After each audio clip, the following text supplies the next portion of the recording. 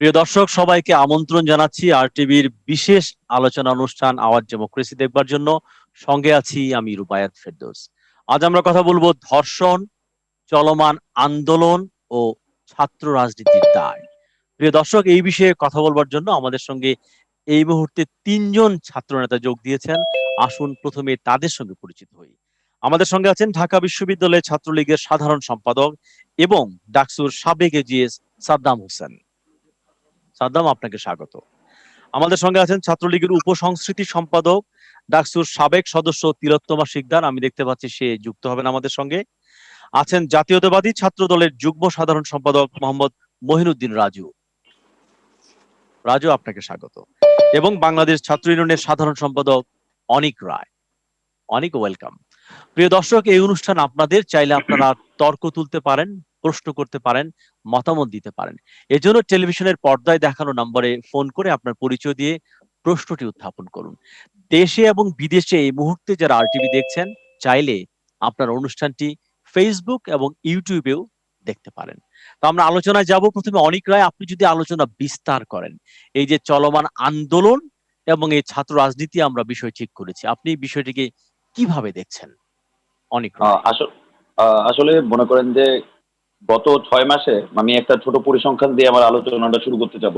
সেটা হলো নিশ্চয়ই। গত 6 মাসে মহিলা পরিষদ একটি পরিসংখ্যান আমাদের সামনে উপস্থিত করেছে যে গত 6 মাসে বাংলাদেশে 416টি রেপের ঘটনা ঘটেছে এবং 416টি রেপ ধর্ষণের ঘটনার মধ্যে 24 জন যাদেরকে রেপ করার পরে তাদেরকে হত্যা করা হয়েছে। তো আমরা যদি একটা খুব সিম্পল জিনিস লক্ষ্য করি আর কি, যে শুধু ধর্ষণের ঘটনাটিই নয় আর কি, এই ধর্ষণের ঘটনা সেটা তো আসলে বাংলাদেশে ধারাবাহিকভাবে ঘটে যাওয়া একটি ঘটনা। এবং বারবার আমরা দেখেছি যে ধর্ষণের ঘটনায় একটা বিচারহীনতার যে সংস্কৃতি তৈরি হয়েছে বাংলাদেশে, সেই বিচারহীনতার সংস্কৃতি এটি বড় অংশে দায়ী এই ধর্ষণের ঘটনাগুলো ঘটে যাওয়ার পেছনে। এবং আমরা লক্ষ্য করব যে নানামাত্রিক ভাবে এই ধর্ষণের ঘটনার সাথে যাদের নাম আসছে, যাদের সংযুক্ত করা হচ্ছে, তারা নানাভাবেই সরকারের বা ক্ষমতার কাছাকাছি লোকজন এবং ক্ষমতার সাথে সংযুক্ত তারা বিভিন্ন ভাবে। এখন আমরা যদি একটু খুবই ছোট প্রশ্নের উত্তর জানতে চাই আর কি, বা আমরা বলতে চাই আর কি, যেমন মনে করেন আপনি জি। সরকার রাষ্ট্র এদের আসলে কাজ কি?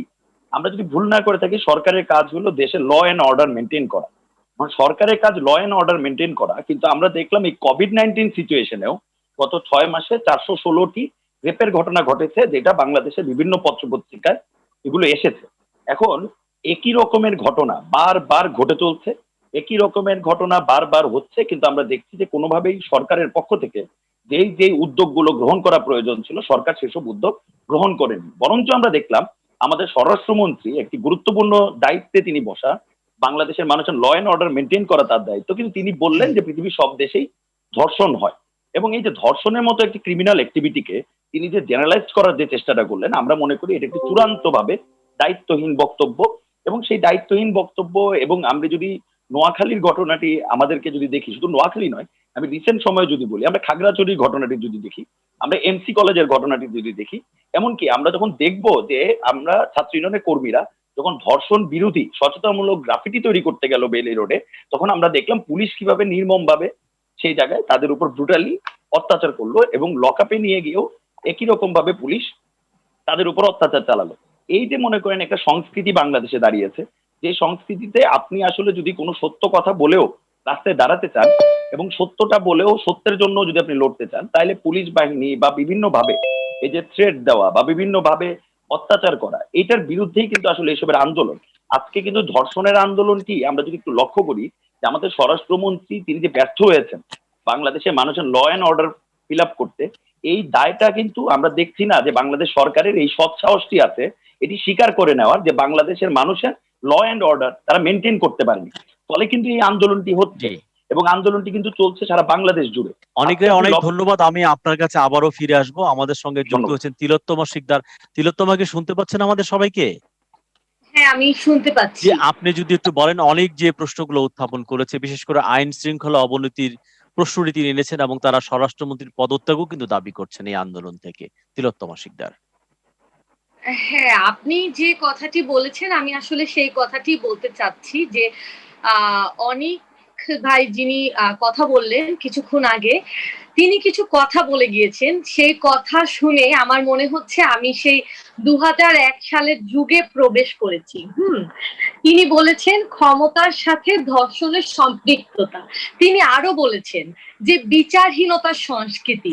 আমার মনে হয় ক্ষমতার সাথে ধর্ষণের সম্পৃক্ততা, বিচারহীনতার সংস্কৃতি এটা তো ছিল সেই বিএনপি জামাতের যুগে ২০০১ সালের কথা। আমি আসলে এই টার্মগুলোর সাথে তখন পরিচিত ছিলাম যেদিন বিএনপি জামাত ক্ষমতায় এসে নৌকায় ভোট দেওয়ার অপরাধে পূর্ণিমা রানী শীলকে একের পর এক বিএনপি নেতারা এসে ধর্ষণ করে যায় আর বিচারহীনতার সংস্কৃতি তৈরি হয়। রাজু যদি একটু বলেন আপনি কিভাবে দেখছেন? তিলোত্তমা বলছে যে ২০০১ সাল থেকে শুরু হয়েছে আসলে ঘটনাগুলো, আমরা এখন এই 2020 রাজনৈতিক সালে ক্ষমতাকে ধর্ষণের জন্য ব্যবহার করা। জি আমরা এখন 2020 সালে আছি, কিন্তু তোমার জি চলে গেছে 2001 সালের দিকে। তো ঠিক আছে, আমি তাহলে আরেকটু আগের দিকে যাইতে চাচ্ছি। যখন এদেশে ধর্ষণ করার পরে তার সেঞ্চুরি পালন করা হয়, জাহাঙ্গীরনগরের তৎকালীন ছাত্রলীগের সেক্রেটারি জসিমউদ্দিন মানিক, আমরা দেখছি সে আপনার ধর্ষণের সেঞ্চুরি পালন করছে কত নির্লজ্জ ভাবে। অর্থাৎ বিএনপির আগেই কিন্তু এই ঘটনাটা ঘটছে যখন রাষ্ট্রীয় ক্ষমতায় আপনার আওয়ামী লীগ ছিল। শুধু তাই নয়, বিচারহীনতার কথাটা বললেন, যখন 1998 সালে এদেশে ধর্ষণ বিরোধী এবং জাহাঙ্গীরনগরের থেকে যে আন্দোলনটা সূত্রপাত হয়, সারা বাংলাদেশের মানুষের ভিতরে যখন প্রবল জাগরণ সৃষ্টি করে, তখন কিন্তু আবার এই জসীমউদ্দিন মানিকরা কিন্তু সরকারের ছত্রছায়ায় এদেশ ছেড়ে ইতালিতে চলে যাইতে পারে। তো আসলে কাউকে দোষারোপ করার জন্য আমি এই কথাটা বলিনি, তিলোত্তমা বললো বলে আমি জিনিসটা একটু টাচ করলাম। যে ধর্ষণটা একটা হচ্ছে আমাদের সামাজিক সমস্যা, এটা হচ্ছে আমাদের একটা মানসিক ব্যাধির পর্যায়ে দেশে চলে গিয়েছে। হ্যাঁ, বিচারহীনতা যদি থাকে এটা উৎসাহিত হয়, কিন্তু যখন সামগ্রিক সমাজ ব্যবস্থাটাই আপনার অ্যাকাউন্টেবিলিটির বাইরে চলে যাচ্ছে, জবাবদিহিতার বাইরে চলে যাচ্ছে, তখন এ ধরনের ঘটনা ঘটাটাই স্বাভাবিক। আমি সালিশ এবং হচ্ছে সালিশ কেন্দ্রের গত 9 মাসে সালিশ এবং ওটার আমি নামটা সব আইন ও ভুলে সালিশ গেছি। কেন্দ্র, আইন ও সালিশ কেন্দ্র। হ্যাঁ, আইন ও জি সালিশ কেন্দ্রের সর্বশেষ 9 মাসের স্ট্যাটিস্টিক্স দেখলাম যে আপনার 975 জন ধর্ষিত হয়েছে গত 9 মাসে। সেখানে 43 জনকে আপনার নৃশংসভাবে হত্যাও করা হয়েছে। এখন ব্যাপার হচ্ছে যে আমরা যে আন্দোলন করছি, আন্দোলনের জায়গা থেকে কিন্তু স্যার আমরা বলতেছি যে যদি আমরা ধর্ষণকারীদেরকে সর্বোচ্চ মৃত্যুদণ্ড দিই তাহলে জি হয়তো ধর্ষণ কমে যাবে। কিন্তু স্যার 2000 সালে কিন্তু এই যে আমাদের কি আসলে বলা যায় যে মৃত্যুদণ্ড দিলে ধর্ষণ কমবে? অনেকে কিন্তু এই আশঙ্কা ব্যক্ত করছেন যে তখন মৃত্যুদণ্ড দিলে ধর্ষণ যাকে করা হবে তাকে কিন্তু হত্যাও করে ফেলা হবে, জি স্যার, এটা সে হতে আর পারে। প্রমাণটা কিন্তু রাখতে চাইবে না। তো আমরা ধর্ষণের শিকার নারীকে কি হত্যার দিকেও আবার উৎসাহিত করছি কিনা ধর্ষকের পক্ষ থেকে, স্যার, আমি ওই সেটাও কিন্তু জায়গাটাই বলতে বিবেচনা চাচ্ছি। করা দরকার। এবং পুরো পৃথিবী জুড়েই কিন্তু আপনি জানেন ক্যাপিটাল পানিশমেন্ট নিয়ে অনেক ধরনের তর্ক বিতর্ক কিন্তু চলছে আসলে। স্যার, আমি ওই জায়গাটা একটু বলতে চাচ্ছি, কারণ জি আমাদের কিন্তু অলরেডি রাষ্ট্র সর্বোচ্চ আইনটা করে রাখছে। 2000 সালে যে নারী ও শিশু দমন আইনটা করা হয়, সেখানে কিন্তু সর্বোচ্চ শাস্তি হিসেবে ধর্ষককে আপনার যাবজ্জীবন সাজা দিতে হচ্ছে। তো একটা জি মানুষকে যখন আমি বিচারক হিসেবে যাবজ্জীবন সাজা দিতে চাবো, তার বিচারটা কিন্তু আমি 100% ভেরিফাই করে দেখবো যেটা আমি বিচারটা ঠিক জি করছি কিনা, যেহেতু আমি বিচারক। সুতরাং আসলে বিচার ব্যবস্থা দিয়েই বা আজকে কঠিন কোনো সিদ্ধান্ত নিলেই যে আমরা ভালো রেজাল্ট পাবো তা কিন্তু নয়। যদি ধর্ষণটাকে আমরা প্রতিরোধ করতে চাই, হ্যাঁ আমাদের কঠিন শাস্তি নিতেও হবে, কিন্তু তার সাথে আমাদের সচেতনতা বৃদ্ধি, আমাদের যে টেক্সট, আমাদের যে কারিকুলাম, জি এগুলোই কিন্তু আমরা নারীর প্রতি সম্মান মর্যাদা বৃদ্ধি, এগুলোর বিষয়ে কিন্তু সচেতনতা সৃষ্টি করতে পারি। আর অনেক ক্ষমতার ধন্যবাদ সাথে রাজু, আমি আপনার কাছে আবারও আসবো। সাদ্দাম যদি বলেন, আপনি একই সঙ্গে ছাত্র রাজনীতি করেন এবং আইনের ছাত্র বটে, আপনি যদি একটু বলেন সমস্যাটাকে আপনি কিভাবে দেখছেন? সাদ্দাম হোসেন। আমাদের নারীদের প্রতি যে সহিংসতার ধারাবাহিক ঘটনা ঘটে এবং নারীর প্রতি নিপীড়নের সহিংসতার সর্বোচ্চতম বহিঃপ্রকাশ হচ্ছে ধর্ষণ। এবং আমি মনে করি যে এই সহিংসতার মূলে রয়েছে নারী পুরুষের ক্ষমতার যে ভারসাম্যহীনতা, সেটির একটি প্রভাব রয়েছে আমাদের সমাজ ব্যবস্থায় ধ্রুপদী পুরুষতন্ত্র, এটি রয়েছে আমাদের বিচারিক দুর্বলতা, সে জায়গায় ত্রুটি রয়েছে। এবং সবচেয়ে বড় কথা যে আমাদের সমাজের চিন্তা চেতনা বদলানোর জন্য নাগরিক সমাজের যে জোরালো ভূমিকা প্রয়োজন, সেটি আমার মনে হয় সেই জায়গায় আমাদের কিছু ঘাটতি রয়েছে এবং তারই বহিঃপ্রকাশ হিসেবে আমরা আজকে এই দুর্ভাগ্যজনক ঘটনাগুলো দেখতে পাচ্ছি। এবং একচোখা ভাবে দেখে বা এক মেরুকেন্দ্রিক ভাবে দেখে বা শুধুমাত্র রাজনৈতিক দোষারোপের জায়গা থেকে যদি ধর্ষণের বিষয়টিকে বিশ্লেষণ করার চেষ্টা করা হয়, তাহলে এটির আসলে কোনো টেকসই সমাধান নিশ্চিত করা সম্ভব নয়। আমরা যদি বিচ্ছিন্ন ভাবে কোনো ঘটনার দিকে আঙ্গুল তাক করে ধর্ষণ বিরোধী আন্দোলনের রূপরেখা নির্ধারণ করি, তাহলে আমাদের মৌল লক্ষ্য যে রাজনৈতিক এজেন্ডা বাস্তবায়ন করা, সেটি আসলে প্রমাণিত। আমাদের এই আমি মনে করি যে গাছটা দেখার সঙ্গে সঙ্গে আমাদেরকে আসলে জঙ্গলটাও দেখা শিখতে হবে, এবং সেই জঙ্গলটিকে আমি বলবো যে আমাদের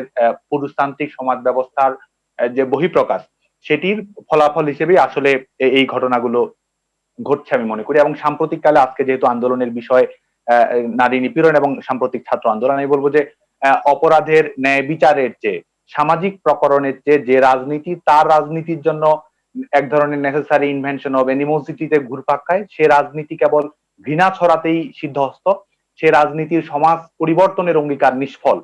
আমি এইটুকুই বলবো। এবং আমাদের আসলে এক ধরনের এমনি জাস্ট রূপরেখা আমরা প্রয়োজন। জানি আপনি যে খুব সজ্জন রাজনীতি করেন, খুব ভালো, কিন্তু আপনার সংগঠনের ছাত্রদের নাম যখন আসে নেতা কর্মীদের ধর্ষক হিসেবে, তখন আপনার কেমন লাগে আসলে? ব্যক্তিগত অনুভূতির জায়গা থেকে একজন নেতা হিসেবে কি মনে হয় আসলে?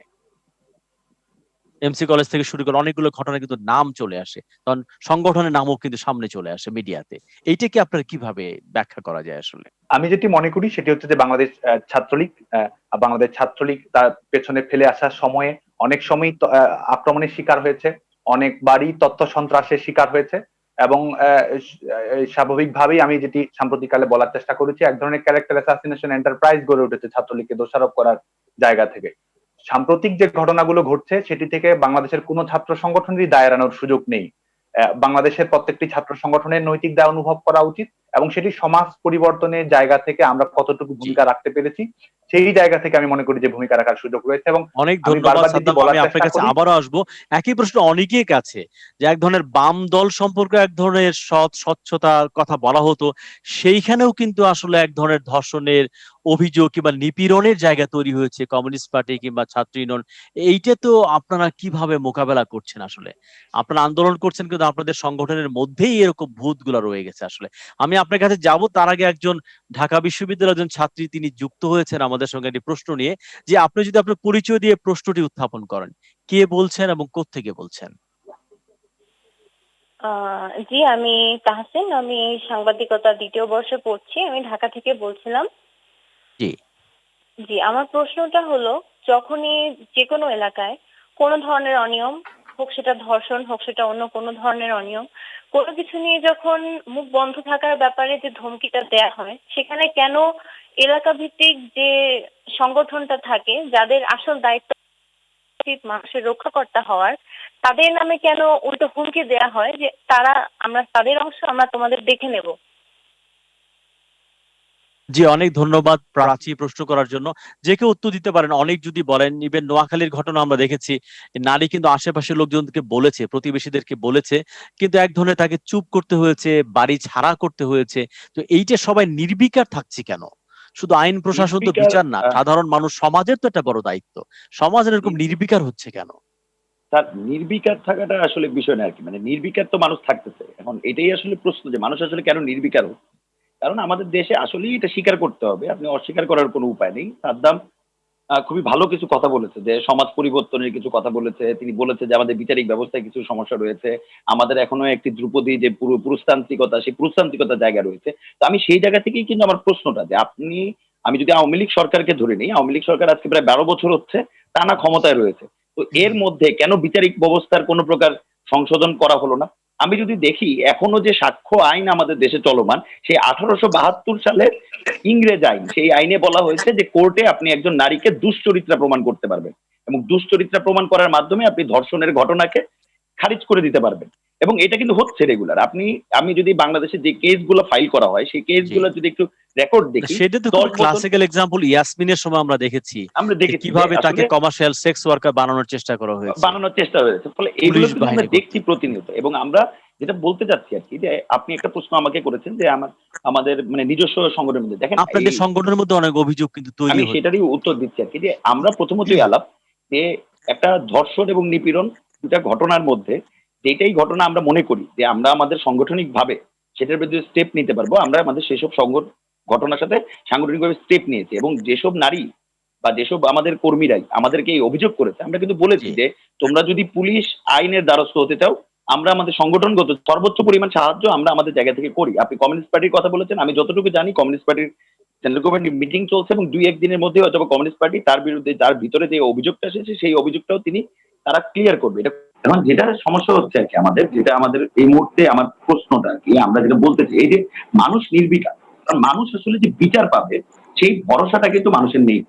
আজকে আপনি দেখুন, এই নোয়াখালীর ঘটনাটি 32 দিন ধরে ফেসবুকে ভাইরাল হওয়ার পরে আমাদের কাছে কিন্তু খবর এলো। আপনি দেখুন, আশুলিয়ায় একটি গ্যাং র্যাপের ঘটনা 35 দিন পরে ফেসবুকে ভাইরাল হওয়ার কারণে আমাদের কাছে খবর এলো।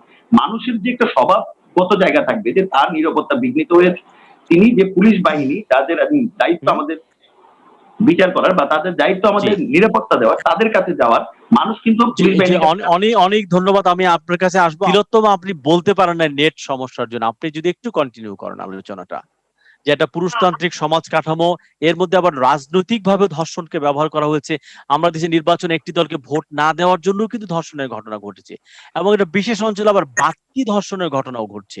এগুলোর কোনো আলাদা তাৎপর্য আছে কিনা, কিংবা একই সময়ে এতগুলো ঘটনা, কেউ কেউ বলছে এর মধ্যে একটা ষড়যন্ত্রের গন্ধও তারা পাচ্ছে, ইভেন অনেকে সরকার পতনের আন্দোলনও দিচ্ছে। সব মিলিয়ে আপনি কিভাবে দেখছেন তিলোত্তমা?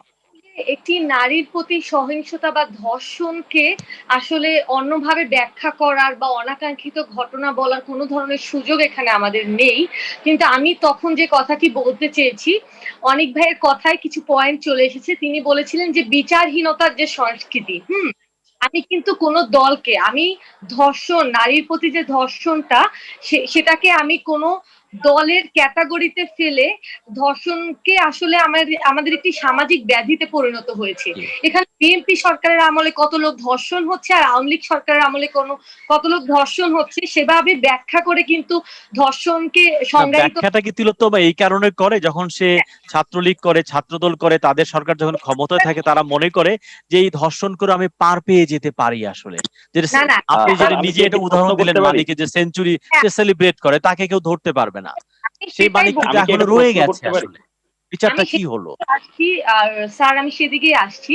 এখানে বলা হয়েছে যে বিচারহীনতার সংস্কৃতি, বা তখন আমি সেই যুগটার কথা বলতে চেয়েছি যে এই বিচারহীনতার সংস্কৃতি ছিল কোন যুগে, যে যুগে বিএনপির পার্টি অফিসে 2002 সালের 21শে আগস্ট ছবি রানীকে প্রকাশ্যে বিএনপির নেতারা তাকে রাস্তায় কাপড় খুলে নিয়ে বিএনপি পার্টি অফিসে গিয়ে তাকে নির্যাতন করে, এবং ভোলায় সেই ধর্ষণ হওয়ার 9 বছর পরেও মানুষ সেই দিনের কথা বলতে আটকে উঠে, যে তারা যে বিচার পাবে বা তারা যে কমপ্লেন করবে, সেই কথাটা তাদের কাছে যাওয়া হয় তখন তারা আটকে উঠে সেই কথা বলার জন্য। কারণ বিচারহীনতার সংস্কৃতি ছিল সেই যুগে, যেই যুগে সনি হত্যার পরে একজনকে দেশের বাইরে পাঠিয়ে দেওয়ার জন্য তৎপর হয়ে ওঠে বিএনপি নেতারা। বিচারহীনতার সংস্কৃতি বলবো আমরা সেই যুগে।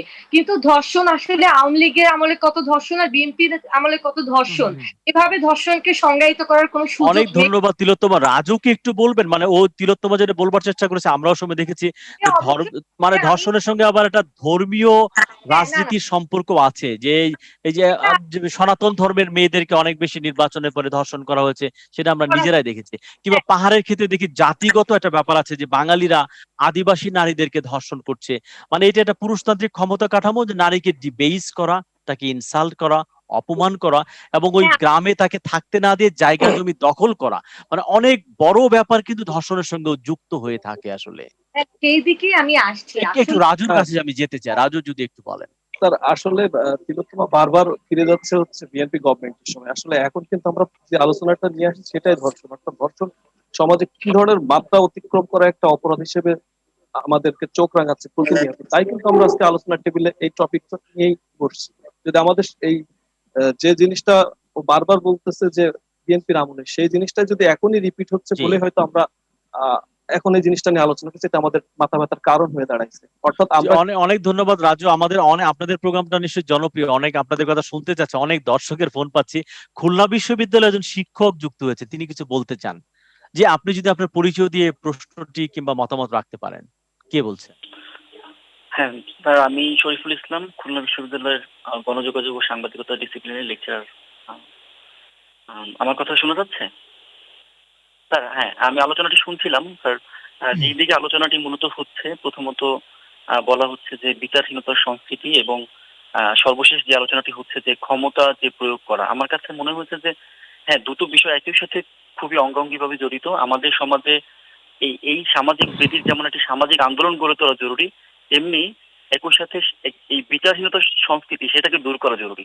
আপনারা বলছিলেন যে মানুষ কেন চুপ হয়ে যায়। আমরা একটা থিওরি আছে সাংবাদিকতায়, বলা হয় স্পাইরাল অফ সাইলেন্স। অর্থাৎ মানুষ যখন কথা বলছে, আস্তে আস্তে দেখছে যে এটার বিচার হচ্ছে না, তার কথার কোনো রিফ্লেকশন হচ্ছে না, খুব স্বাভাবিকভাবেই তারপরের দিন কিন্তু মানুষ কথা বলবে না। এইভাবে দিন দিন যেটা হবে, এই যে সাইলেন্স হতে হতে একসময় কিন্তু মানুষজন সাইলেন্স হয়ে যাবে। যেমন খুলনা বিশ্ববিদ্যালয়ে ছাত্র রাজনীতি নাই, তারপরেও কিন্তু খুলনা বিশ্ববিদ্যালয়ের শিক্ষার্থীরা এটা নিয়ে সামাজিক আন্দোলন গড়ে তুলেছে। অর্থাৎ সামাজিক আন্দোলন গড়ে তোলার জন্য একদম সকল পর্যায়ের মানুষকে আসলে এগিয়ে আসলে এবং একই সাথে যদি এই বিচারের সংস্কৃতিটা গড়ে তোলা যায়, তাহলে এই সামাজিক ব্রীতি থেকে রক্ষা পাওয়া সম্ভব।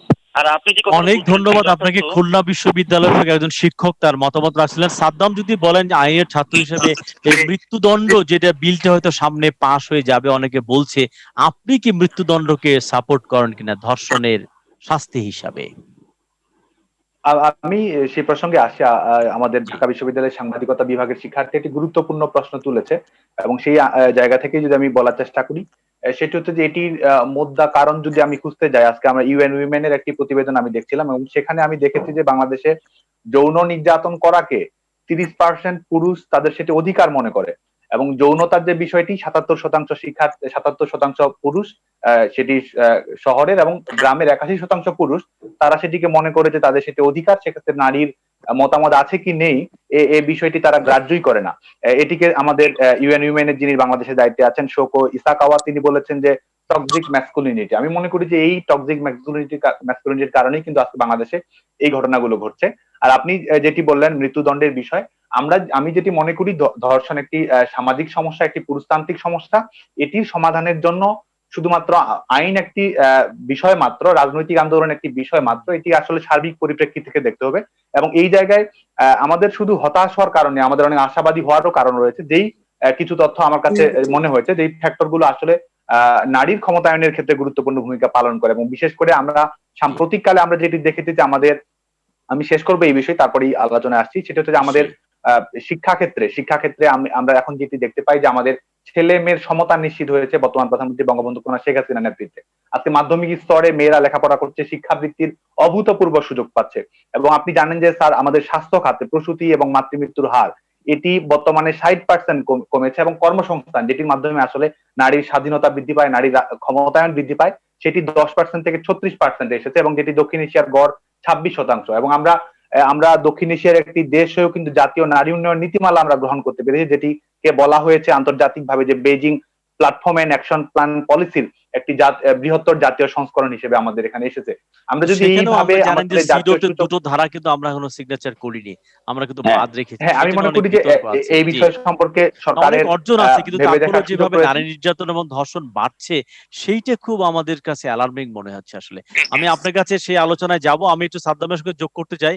ব্যক্তিগতভাবে আমিও এই ক্যাপিটাল পানিশমেন্টের বিরুদ্ধে। আসলে এই ধর্ষণের ব্যাপার আমি ভারতের ক্ষেত্রে দেখেছি, ধর্ষণের সময় কারাগারে গেছে, বেরিয়ে এসে সেই মেয়েকে আবারও ধর্ষণ করেছে।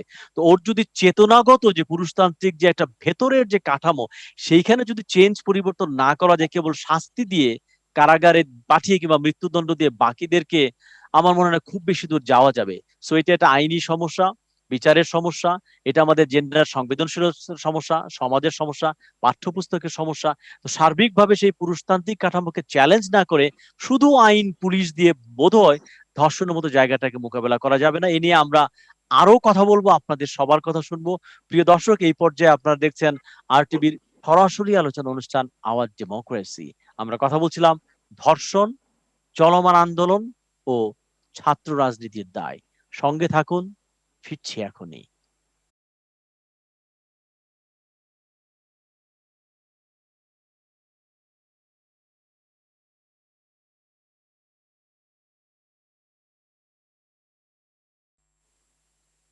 প্রিয় দর্শক, RTVর সরাসরি আলোচনা অনুষ্ঠান আওয়াজ ডেমোক্রেসি, আপনাদের সবাইকে আরেকবার স্বাগত জানাচ্ছি। আমি রুবায়াত ফেরদৌস। আমরা কথা বলছিলাম ধর্ষণ, চলমান আন্দোলন ও ছাত্র রাজনীতির দায়।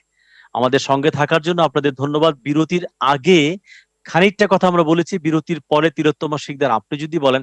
একটা খুব মৌলিক প্রশ্ন আমি করতে চাই, সেটা হচ্ছে যে সাধারণত যদি আমার বিরুদ্ধে কেউ কোনো অপরাধ করে, তাহলে সেই লজ্জাটা, অপমানটা যে অপরাধীর তার, কিন্তু ধর্ষণের ক্ষেত্রে আমরা দেখি যে মেয়েটার প্রতি তার ইচ্ছার বিরুদ্ধে এরকম অপকর্ম হচ্ছে, তাকে কেন কুঁকড়ে যেতে হয়, তাকে কেন ছোট হতে হয়, তাকে কেন হেয় হতে হয়? তার তো কোনো দোষ নেই।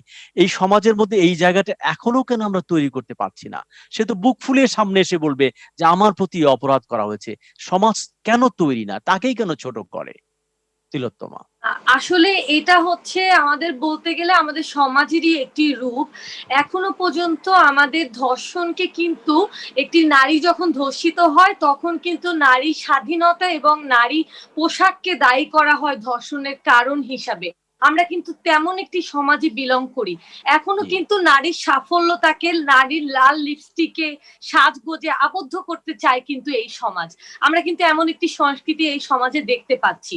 তবে আমি যেটা বলবো যে এই যে ছাত্র ইউনিয়ন থেকে অনেক ভাই বলছিল যে ৩২ দিন পর ৩৫ দিন পর কিছু জিনিস ভাইরাল হলে আমরা তার বিরুদ্ধে স্টেপ নেই। হ্যাঁ, এটি একটি মানে আমরা আসলে এমন সমাজ চাই না। আমরা চাই আমাদের ঢাকা বিশ্ববিদ্যালয় ইসলামিক স্টাডিজের যে বোনটি রাজু ভাস্কর্যে বসে আছে, আমরা সেই বোনটির মতো একটি সমাজ ব্যবস্থা চাই।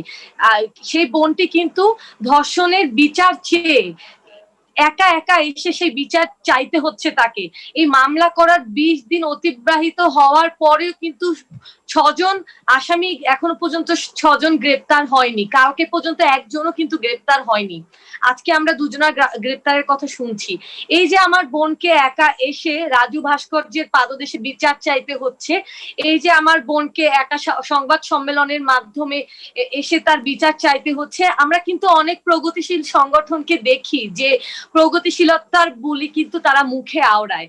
আমরা কিন্তু সেই শাহবাগের ধর্ষণের সেই আন্দোলনের গণজোয়ার দেখতে পাচ্ছি, কিন্তু আমি দুঃখের সাথে বলতে চাচ্ছি সেই ধর্ষণের গণজোয়ার আসলে ধর্ষকের বিরুদ্ধে আন্দোলন নাকি সরকারের বিরুদ্ধে আন্দোলন, এই বিষয়ে আমি খুবই খুবই অনেক ধন্যবাদ। আপনার এই প্রশ্নটি আমি ফিরিয়ে দিচ্ছি অনিকের কাছে কিংবা রাজুর কাছে। আপনারা যে কেউ বলতে পারেন যে আপনারা ধর্ষণ বিরোধী আন্দোলন করছেন, কিন্তু ইসলামী স্টাডিজের স্টুডেন্টরা তার পক্ষে আপনারা কথা বলছেন না। এটা কি ডাবল স্ট্যান্ডার্ড হচ্ছে কিনা আসলে? আচ্ছা স্যার, প্রথমত আমি বলি, প্রথমত হলো ইসলামিক স্টাডিজের আমাদের যে বোন রাজু ভাস্কর্যের ধর্ষণের বিচারের জন্য অনশনে বসেছেন, তার পক্ষ থেকে আমরা কিন্তু আমাদের সংগঠনগতভাবে আমাদের যে পদক্ষেপ সেটা আমরা নিয়েছি। আমরা আমাদের প্রেস রিলিজের মাধ্যমে আমরা তার ব্যাপারটা যেন দ্রুততার সাথে আইন ব্যবস্থার যে মাধ্যম, সেই মাধ্যমে তার মধ্যে যেন তাড়াতাড়ি যে বিচার হয় সেটার আমরা দাবি করেছি। শুধু সেই দাবি না, আমরা বিভিন্ন জায়গায় কিন্তু এটা বলেছি যে আমাদের এই বোনকে যে পরিমাণ সাইবার বুলিং এর শিকার হতে হলো, সাইবার বুলিং এ তাকে যে বিভিন্নভাবে শিকার হতে হলো, আমরা কিন্তু তারও বিরোধিতা করছি। এবং একই সাথে একটা খুবই গুরুত্বপূর্ণ আলাপ, যেটা হলো যে ধর্ষণের বিষয়ে যে আলাপটা, ধর্ষণ একটি সামাজিক ব্যাধি, সেটা নিশ্চয়ই। কিন্তু একটি সামাজিক ব্যাধি আসলে কোথায় তৈরি হয়, কিভাবে তৈরি হয়, এই প্রশ্নটা কিন্তু বাইর না করতে পারলে আপনি সামাজিক ব্যাধি দূর করতে পারবেন না। আজকে দেখেন কেন পাহাড়ে ধর্ষিত হচ্ছে, এখানে ক্ষমতা কাঠামো তো যুক্ত। আজকে কেন একটি হিন্দু মহিলাকে ধর্ষণ করা হচ্ছে, এটা তো ক্ষমতা কাঠামো যুক্ত। কেন ইলেকশনের পরে সুবর্ণচরে একটি মহিলা ধানের শীষে ভোট দিয়েছেন, তাই তাকে ধর্ষণ করা হলো, সেটা তো নিশ্চয়ই ক্ষমতা কাঠামোর সাথে যুক্ত। এবং কেন এটি সরকার বিরোধী আন্দোলন, নিশ্চয়ই তো এটি সরকারের ক্রিটিসিজমের আন্দোলন, সরকারকে এখানে ক্রিটিসাইজ করা হচ্ছে। কারণ এটাই তো গণতন্ত্র, যে আমি আমার সরকার যিনি দায়িত্ব পালন করতে পারছে না, আমার ল অ্যান্ড অর্ডার ফলো করতে পারছে না, আমার বোনের নিরাপত্তা দিতে পারছে না রাস্তায়, যেই সরকার, আপনি বলছেন তিলোত্তমা একটি খুব ভালো পয়েন্ট বলেছে কিন্তু, যে মেয়েদের পোশাককে দোষ দেওয়া হয়। আপনি যখন পাঠ্যপুস্তকে ওতে মেয়েদের ওড়না পড়তে হবে এই শব্দটি যুক্ত করবেন, তখন কিন্তু আপনি এই সংস্কৃতিকেই বাহবা দিচ্ছেন। এটা সমাজবিজ্ঞানে বলে ভিকটিম ব্লেম বলে, যে মেয়েটা কেন লাল টিপ পরছে, কেন স্কার্ট কিন্তু বইয়ে আপনি দেখেছেন যে বোরখা পরা সমতা বিধান করবেন না, শিকার হচ্ছে। আমরা দেখেছি নুসরাতের ব্যাপারে কিন্তু সে কিন্তু বোরখায় পড়তো, বোরখা পরা। ফলে কিন্তু এই যে যখন আপনি আসলে হ্যাঁ নিশ্চয়ই, আপনি যখন একটি এইরকম শব্দ এরকম ভাবে একটি বাচ্চার মাথার মধ্যে, একটি শিশুর মাথার মধ্যে আপনি ঢুকাবেন যে মেয়েদের ওড়না পড়তে হবে, তাহলে কিন্তু ও সবসময় শিখবে যে মেয়েদের যখন ধর্ষণ হয় তার পোশাককে আপনি কিভাবে দায়ী করবেন। নিশ্চয়ই এটা তো আমাদেরই প্রশ্নের জায়গাটা আর কি, যে আপনি কেন তাহলে আপনার যে শিক্ষা ব্যবস্থা, সেই শিক্ষা ব্যবস্থায় নারী পুরুষের সমতার যে বিধান করা উচিত, যেখানে নারী বিদ্বেষী কোন প্রকার শব্দ রাখা উচিত না, সেটা তো আপনি বন্ধ করতে পারেন। অনেক ধন্যবাদ। একজন আমাদের সঙ্গে যুক্ত হয়েছে, তার ফোনটি নিয়ে আমরা আলোচনায় ফিরবো। কে বলছেন এবং কোত্থেকে বলছেন? আচ্ছা, আমার নাম লিটন নন্দী। ও লিটন নন্দী, বলুন, আমরা আপনাকে চিনি। জি, ছাত্র ইউনিয়নের সাবেক সাধারণ সম্পাদক নন্দী, বলেন।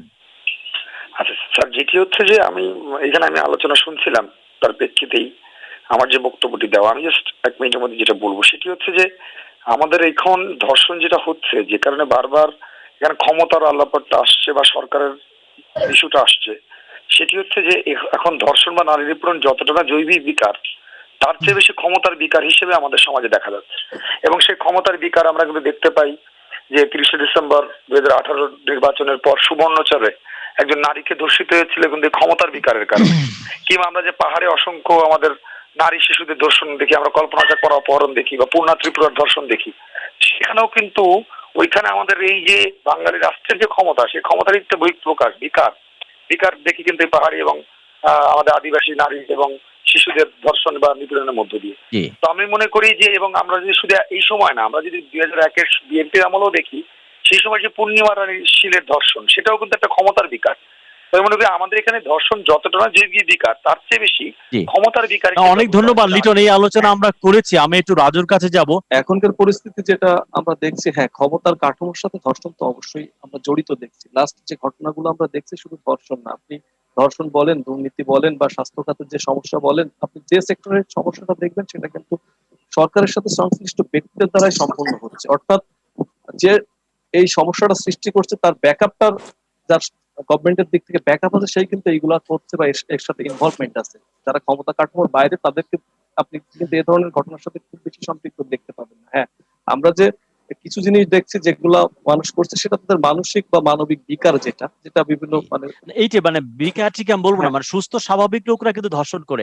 এটি ধর্ষণ কিন্তু একটা করে। সাইকোলজিতে আবার বলা হয় এটাকে ধর্ষকে পার পাইয়ে দেওয়া, যে পাগল ধর্ষক করে। নো, স্বাভাবিক সাধারণ আমার আপনার মতো মানুষরাই ধর্ষণ করে, সেটা পার পাইয়ে দেওয়ার কোনো সুযোগ নাই। সাদ্দাম, আমরা একদম শেষ পর্যায়ে আপনি যদি বলেন যে বেরুনের উপায় কি, আপনার কোনো সাজেশন আছে কিনা, কিভাবে ধর্ষণ তো মুক্ত করা যাবে না, সহনীয় পর্যায়ে আনা যায় কিনা, সংখ্যা কমানো যায় কিনা?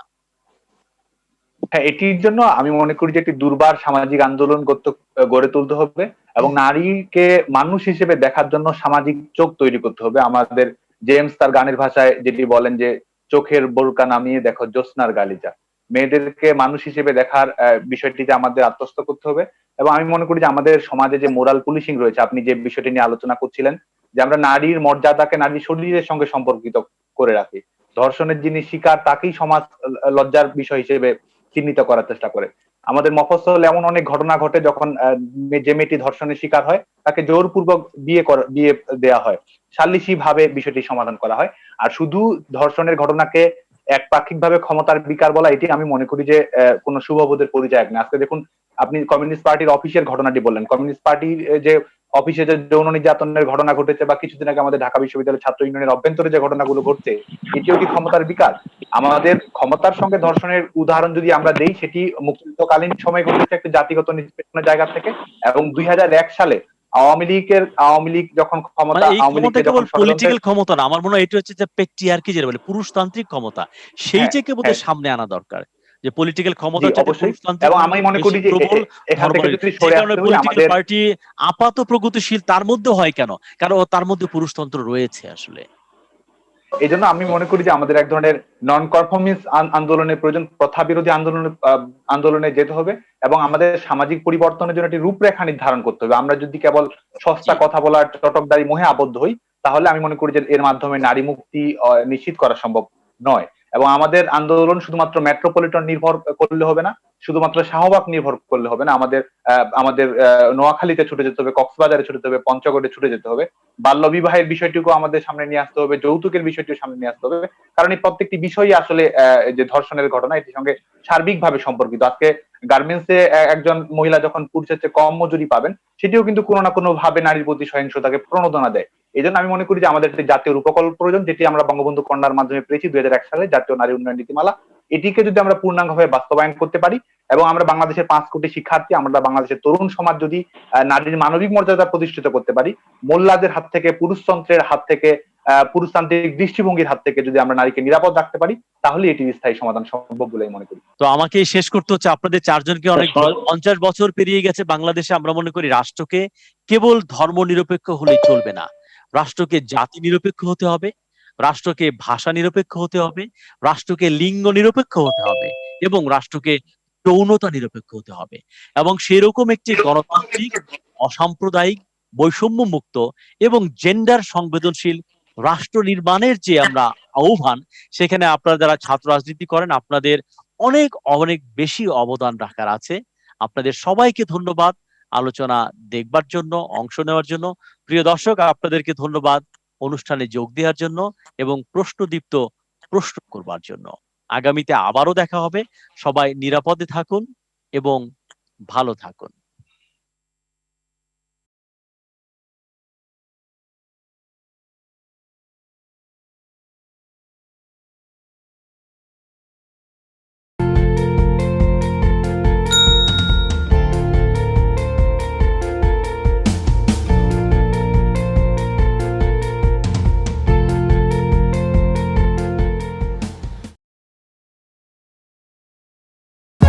For more updates, subscribe and press the bell icon on YouTube app and never miss another update.